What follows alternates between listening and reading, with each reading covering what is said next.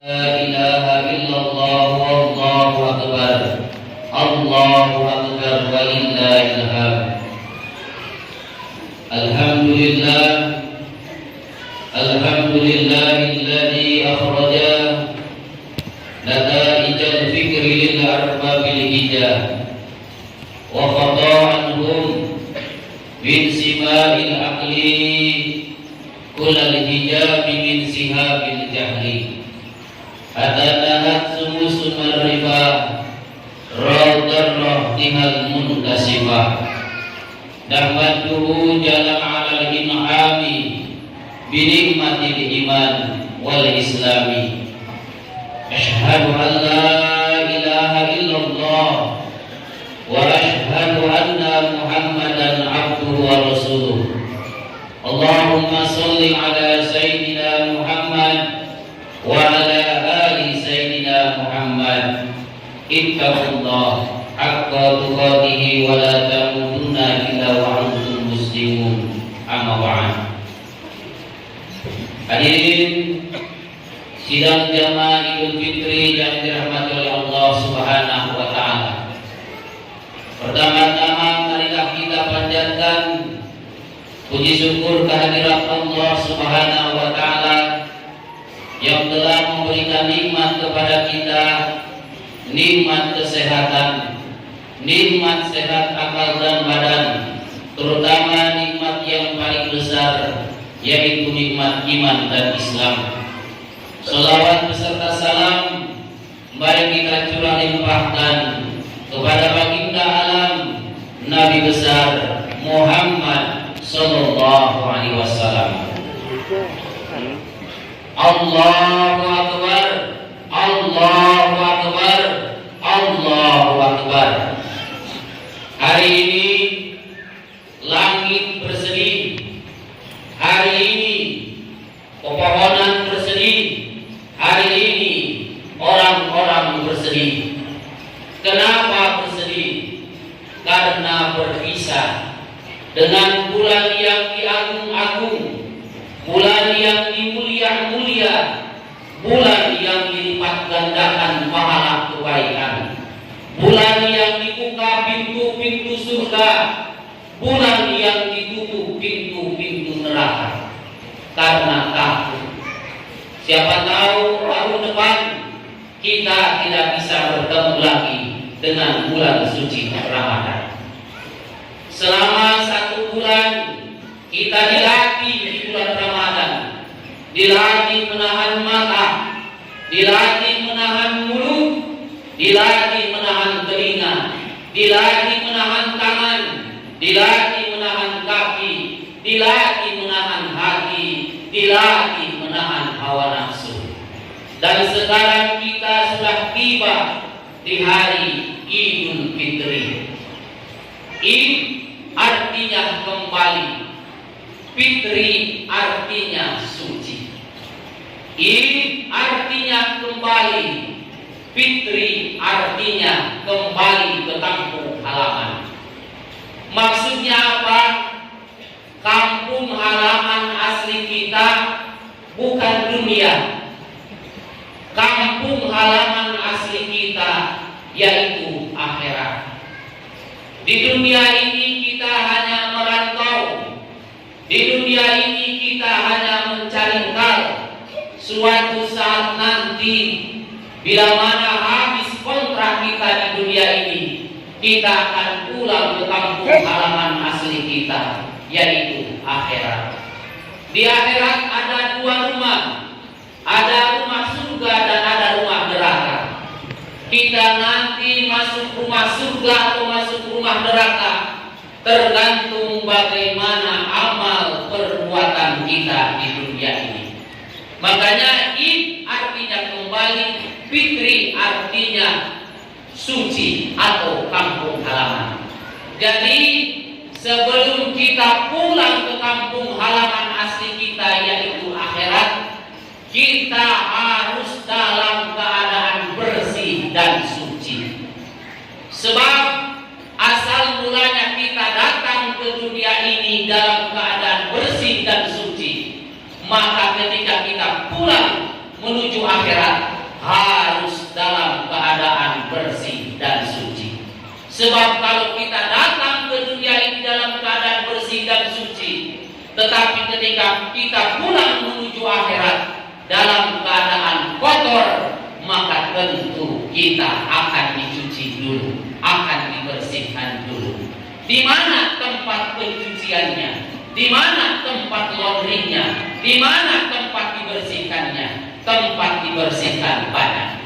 Yang pertama, tempat pembersihan adalah ketika sakaratul maut. Kedua, tempat pembersihan kita adalah alam kubur. Ketiga, tempat pembersihan kita adalah alam mahsyar. Keempat, tempat pembersihan kita adalah alam mahsyar.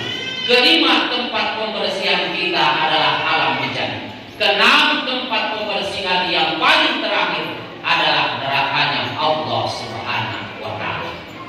Jadi kalau kita pulang dalam keadaan kotor, kita pasti dicuci dulu. Tetapi kalau kita pulang dalam keadaan bersih, maka kita tidak akan dicuci. Tidak akan dicuci di alam kubur, tidak akan dicuci di alam mahsyar, tidak akan dicuci di alam mizan, tidak akan dicuci di nerakanya Allah Subhanahu wa Ta'ala. Langsung masuk surganya Allah Subhanahu wa Ta'ala. Sama seperti baju kotor. Kalau baju kotor-kotornya bandel, pasti direndam dulu lama-lama. Sudah direndam, diangkat, baru disikat-sikat. Sudah disikat, baru dibilas. Sudah dibilas, baru dijemur. Sudah dijemur, baru disetrika. Sudah disetrika, baru dilipat-lipat. Kalau sudah rapi bersih, baru masuk lemari. Begitupun kita, ketika kita pulang dalam keadaan kotor, kita akan dicuci dulu. Makanya sebelum kita pulang ke kampung halaman asli kita, yaitu akhirat, mari kita bersih-bersih. Ulama mengajarkan kepada kita, biasakan sebelum atau sesudah kita sholat atau sebelum kita tidur, biasakan bersih-bersih dulu. Bagaimana caranya bersih-bersihnya? Di antara cara-caranya adalah bacalah istighfar 10 kali untuk mata, istighfar 10 kali untuk mulut, istighfar 10 kali untuk telinga, istighfar 10 kali untuk tangan, istighfar 10 kali untuk kaki, istighfar 10 kali untuk hati, istighfar 10 kali untuk mata. Astagfirullahaladzim, astagfirullahaladzim, astagfirullahaladzim. Ya Allah, siapa tahu mata ini pernah memandang rendah orang, siapa tahu mata ini pernah memandang jelek orang, siapa tahu mata ini pernah memandang hina orang. Ya Allah, ampuni dosa mata ini ya Allah. Jangan sampai gara-gara mata ini celaka nanti di alam akhirat. Istighfar 10 kali untuk mulut. Astagfirullahaladzim, astagfirullahaladzim. Ya Allah, siapa tahu mulut ini pernah mencaci maki orang, siapa tahu mulut ini pernah menyakiti hati orang, siapa tahu mulut ini pernah berbohong. Ampuni ya Allah dosa mulut ini ya Allah. Jangan sampai gara-gara mulut ini celaka nanti di akhirat. Istighfar 10 kali untuk telinga, istighfar 10 kali untuk tangan, istighfar 10 kali untuk kaki, istighfar 10 kali untuk hati. Astagfirullahaladzim, astagfirullahaladzim, astagfirullahaladzim. Ya Allah, siapa tahu di dalam hati ini pernah menyimpan benci, pernah menyimpan iri, pernah menyimpan sombong, pernah menyimpan di sini iri, dengki dan sebagainya. Allah, hapus, hapus ya Allah. Kalau ada sifat iri, dengki dalam hati ini, hapus ya Allah, hapus. Jangan sampai gara-gara hati ini celaka di akhirat. Itu dibiasakan sebelum tidur atau setelah sholat kita baca istighfar untuk anggota badan kita ini. Setelah kita istighfar, mengistighfari anggota badan ini, yang selanjutnya adalah bersih-bersih dengan saudara kita, bersih-bersih dengan tetangga kita. Sebab ada dosa yang sulit dosa itu tobatnya. Kalau dosa yang berhubungan dengan Allah, syarat tobatnya ada 3. Yang pertama menyesal, yang kedua tidak mengulangi lagi dosa, yang ketiga berjanji kepada Allah. Kalau 3 itu terpenuhi, walaupun sebesar gunung, walaupun sebanyak air di lautan, Allah pasti ampuni. Kalau 3 syarat itu terpenuhi. Menyesal, tidak mengulangi lagi dosa, berjanji kepada Allah tidak akan mengulangi dosa, 3 syarat itu terpenuhi, maka dosa yang berhubungan dengan Allah sebesar apapun, sebanyak apapun, pasti Allah akan ampuni. Tetapi dosa yang berhubungan dengan manusia, syarat tobatnya ada 4. Dari yang 3 tadi ditambah 1. Apa yang 1 itu? Al-maro'ah, minta maaf. Kalau kita pernah mencaci maki orang, lalu bertobat kepada Allah, ya Allah, telah mencaci maki tetanggaku, telah mencaci maki saudaraku, telah menjelek-jelekkan tetanggaku, telah menjelekkan tetanggaku, ya Allah, minta ampun ya Allah. Kata Allah, tidak akan diterima tobat sebelum kau minta maaf kepada orang yang pernah kau jelek-jelekkan. Kalau kita pernah mengambil haknya orang, lalu bertobat kepada Allah, ya Allah, telah kuambil haknya tetanggaku, telah kuambil haknya saudaraku, ya Allah, minta ampun ya Allah. Kata Allah, tidak akan dulu terima tobat sebelum kau mengembalikan haknya orang yang pernah kau ambil, sebelum kau mengembalikan haknya tetangga yang pernah kau ambil, sebelum kau mengembalikan haknya saudara yang pernah kau ambil. Makanya tobat yang berhubungan dosa dengan manusia ini, tobatnya susah, harus minta maaf. Maka oleh sebab itu, kita sebagai tetangga yang baik, sebagai saudara yang baik, maafkanlah dosa tetangga kita, dosa saudara kita. Kebiasaan orang soleh itu sebelum tidur selalu memaafkan dosa tetangganya, selalu memaafkan dosa saudaranya. Ya Allah, kalau ada orang pernah menjelek-jelekan saya, ya Allah, ampuni dosanya ya Allah. Kalau ada orang pernah memfitnah saya, ya Allah, ampuni dosanya ya Allah. Kalau ada orang pernah mengambil hak saya, ya Allah, ampuni dosanya ya Allah. Sebab kata Rasulullah, man taba wa lam yardahu shoma falaysa bitaibin. Barang siapa yang bertobat kepada Allah tapi tidak mau memaafkan dosa saudaranya, tidak mau memaafkan dosa tetangganya, maka orang itu tidak termasuk orang-orang yang bertobat kepada Allah Subhanahu wa Ta'ala. Jadi maafkanlah dosa tetangga kita, maafkanlah dosa saudara kita. Sebab kalau kita tidak mau memaafkan dosa tetangga kita, maka kita tidak termasuk orang-orang yang bertobat kepada Allah Subhanahu wa Ta'ala. Setiap hari Senin dan hari Kamis, malaikat menyetor amalan-amalan kita kepada Allah. Tetapi ada orang yang ditolak, ditangguhkan dulu amal-amalannya, tidak dulu diterima puasanya, tidak dulu diterima sholatnya, tidak dulu diterima zakatnya, tidak dulu diterima sedekahnya. Siapa itu? Orang-orang yang dengan tetangganya atau dengan saudaranya tidak baku akur, baku bombe dengan tetangganya, tidak baku omong dengan tetangganya, maka Allah tidak akan dulu menerima sholatnya, tidak akan dulu menerima puasanya, tidak akan dulu menerima zakatnya, tidak akan dulu menerima sedekahnya sebelum orang itu baku akur dengan tetangganya, baku akur dengan saudaranya. Kalau ada orang baku bombe, tidak baku omong dengan tetangganya 1 hari, Allah masih ampun. 2 hari masih baku bombe, tidak baku omong dengan tetangganya, Allah masih ampuni. 3 hari masih baku bombe, tidak baku omong, tidak baku akur dengan tetangganya dan saudaranya, Allah masih ampuni. Lebih dari 3 hari masih baku bombe, tidak baku omong, tidak baku akur dengan tetangganya, maka malaikat akan mencatat setiap gerak-geriknya, setiap langkahnya ditulis dosa, dosa, dosa, dosa, dosa. Melangkahnya ditulis dosa, duduknya ditulis dosa, baringnya ditulis dosa, pergi ke kebunnya ditulis dosa, pergi kerja ditulis dosa. Setiap gerak-geriknya ditulis oleh malaikat dosa, dosa, dosa, dosa, dosa, dosa. Orang yang tidak baku akur, tidak baku akur dengan tetangganya, dengan saudaranya, lebih dari 3 hari, maka malaikat mencatat orang itu setiap gerak-geriknya dosa, dosa, dosa, dosa.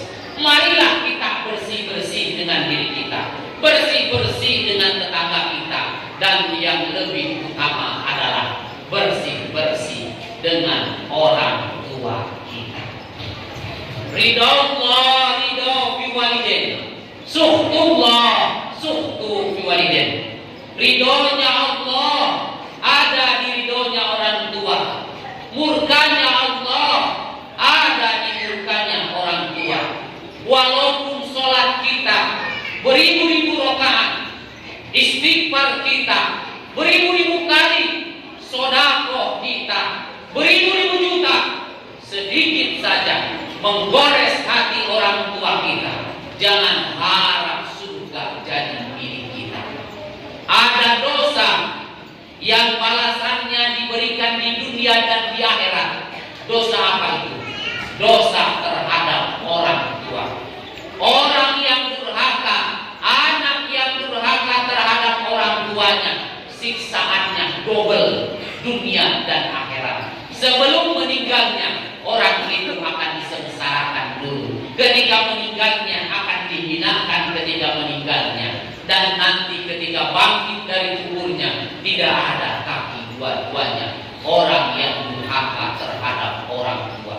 Bahkan dalam sebagian hadis dikatakan, satu tetes saja orang tua kita meneteskan air mata gara-gara jengkel terhadap anaknya, gara-gara sakit hati terhadap anaknya, orang tua kita menangis meneteskan air mata satu tetes, maka air mata satu tetes itu dapat menghapus 10 kebaikan anaknya. Dihapus 10 kebaikan anaknya.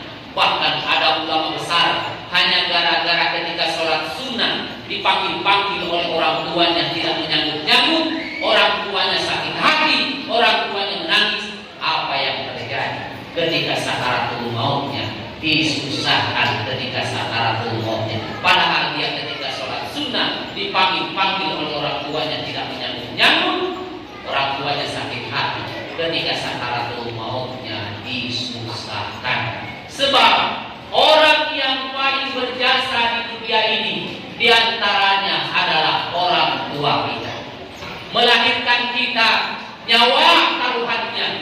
Sudah lahir, dirawat, dijaga. Biar nak mama tidak makan, yang penting kau makan. Biar bapak tidak makan, yang penting kau makan. Biar bapak capek, biar mama capek, yang penting kau jadi anak soleh. Yang penting kau baik. Nah, lihat perjuangan orang tua kita.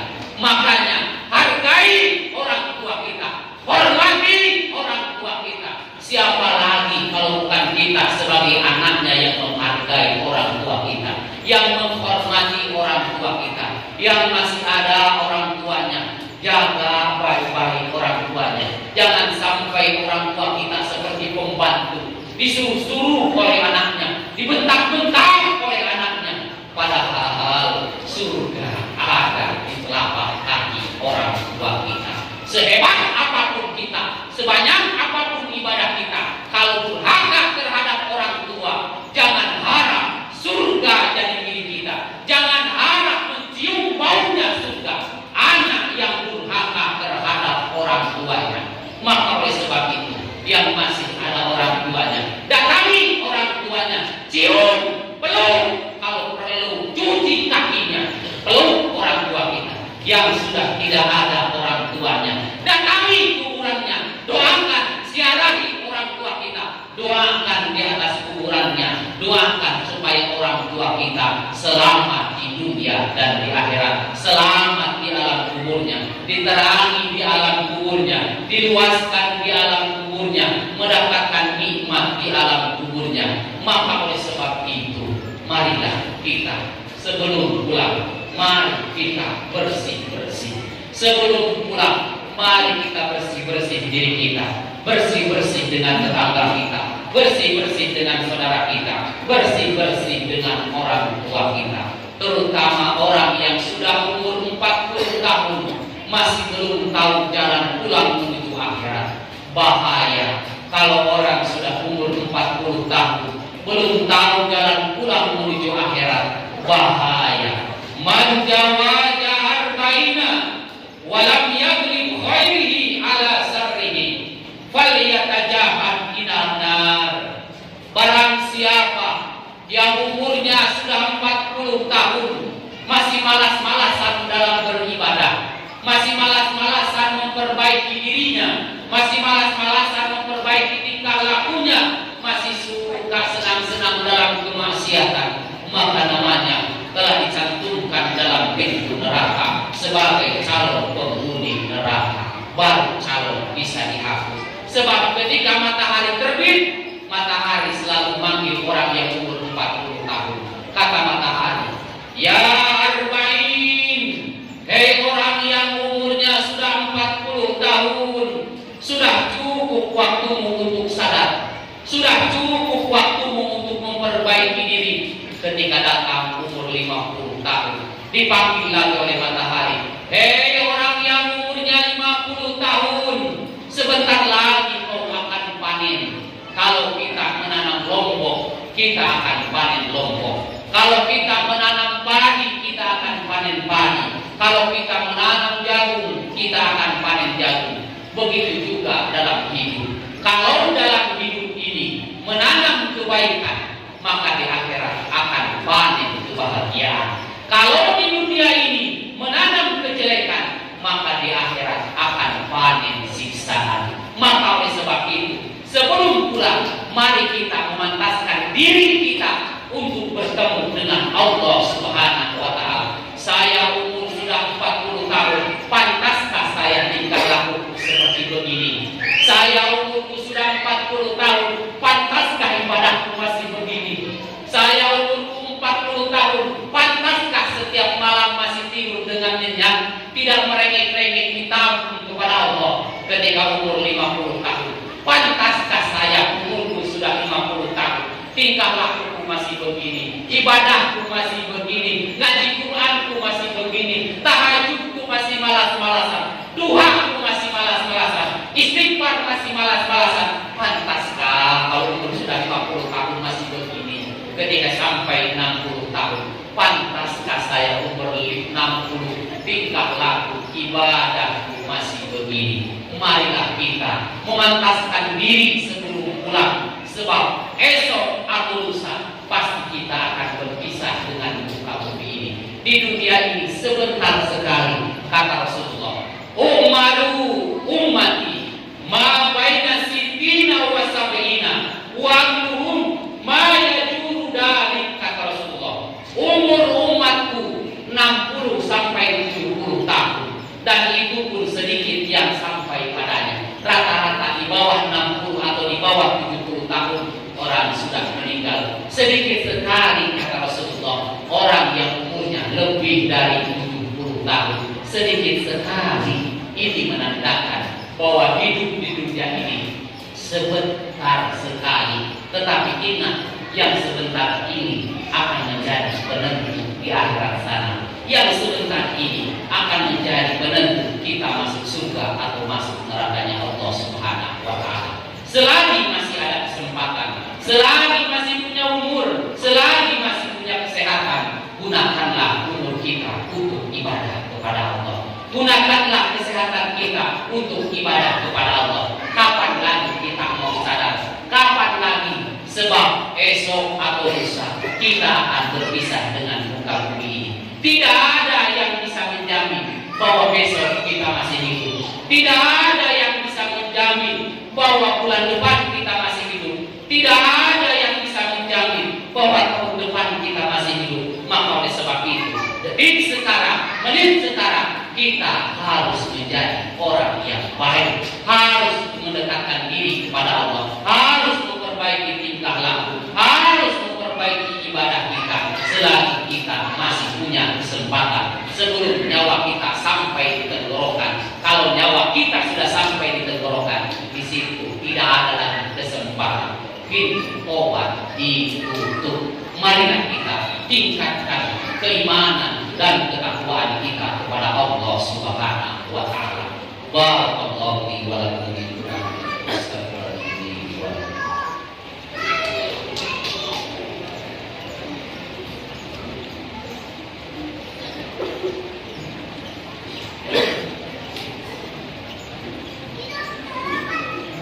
Allahu Akbar. Allahu Akbar. Allahu Akbar.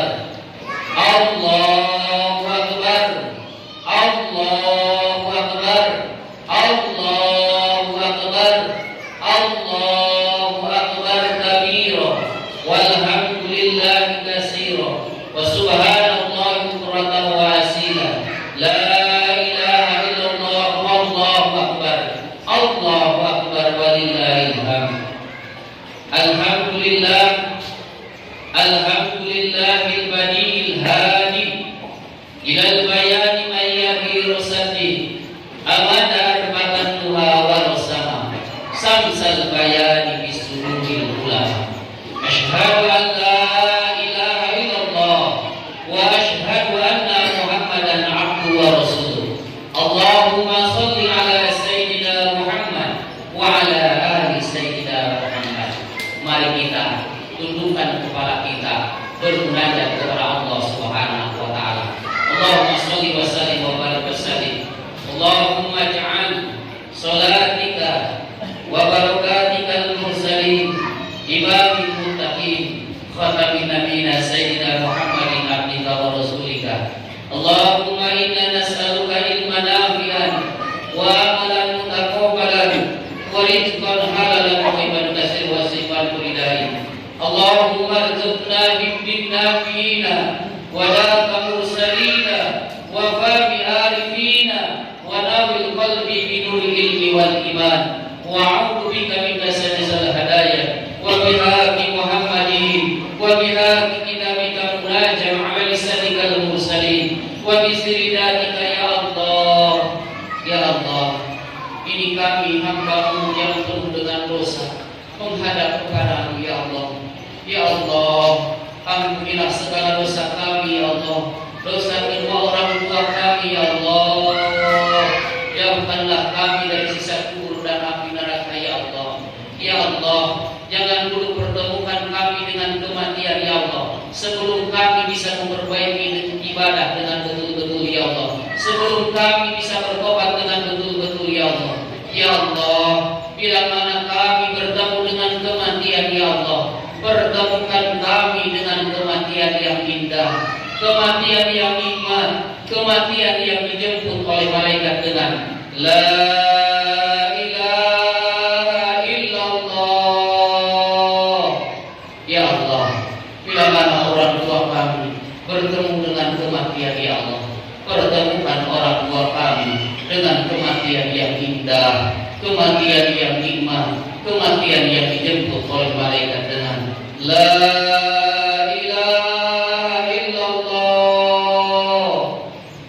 Ya Allah, bila mana di antara kami ada orang tuanya atau keluarganya yang sudah meninggal ya Allah, kami mohon ya Allah, luaskanlah di alam kuburnya ya Allah, terangilah di alam kuburnya ya Allah, berikanlah kenikmatan di alam kuburnya ya Allah. Allahumma ihdina wa qul lana ya rabbana qul mursidan ila ma tubina wa tadallahu bihi ana faqad ilaika amarna. Ya Allah, bimbinglah kami menuju ridho-Mu ya Allah, bimbinglah kedua orang tua kami menuju ridho-Mu ya Allah, bimbinglah anak cucu kami menuju ridho-Mu ya Allah. Allahumma ya daimal fadli alal bariyah, ya basidul yadaini bil adiyah, ya sahibal mawahib saniyah, salli ala sayyidina Muhammadin khairul wara sadiyatan waghfir lana waghfir lana waghfir lana waghfir lana ya Allah, waghfir lana waghfir lana waghfir lana waghfir lana dzunubana ya Allah. Silakan kita dalam hati kita masing-masing meminta kepada Allah, meminta ampun kepada Allah atas dosa yang pernah kita lakukan dan meminta apa yang kita butuhkan. Silakan dalam hati kita masing-masing. Allah ya Allah ya Allah ya Allah,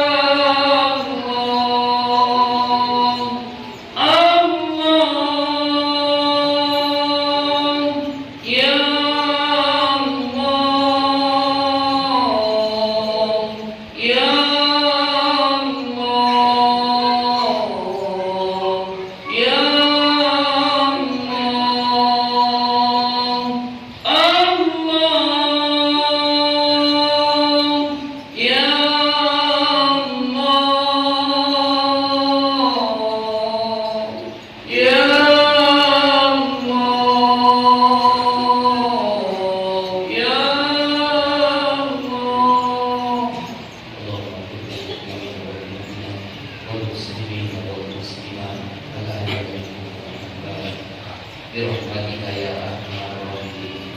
Assalamualaikum warahmatullahi wabarakatuh.